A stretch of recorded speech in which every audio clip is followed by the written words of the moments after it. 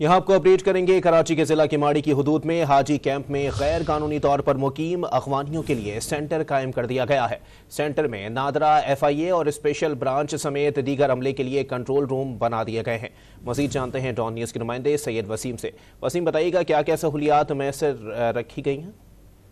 जी बिल्कुल, देखें, जो गैर कानूनी तौर पर मुकीम अफगान बाशिंदे हैं उनके लिए ये कैंप बनाया गया है। वसी रकबे पर ये अमीन हॉस्टल है कि इसमें ये कैंप कायम किया गया है, जहां पर जो अगर यहाँ पर जायद अफराद आ जाते हैं तो उनके लिए यहाँ पर ख़ैमे भी नस्ब किए गए हैं। इसी के साथ साथ यहाँ पर जो ये हॉस्टल है इसमें ख़वातीन के लिए अलहदा जो है वो फ्लोर रखा गया है और मर्द अफगान बाशिंदों के लिए अलहदा फ्लोर रखा गया है, जहाँ पर उनके जो सफरी कवायफ हैं उनकी तस्दीक के लिए FIA, नादरा और दीगर कानून नाफिज करने वाले इदारे और स्पेशल ब्रांच जो शामिल हैं उन तमाम के यहाँ पर जो है वो अलग-अलग रूम बनाए गए हैं, जहाँ पर उनके जो कागजात हैं उनकी जांच पड़ताल होगी।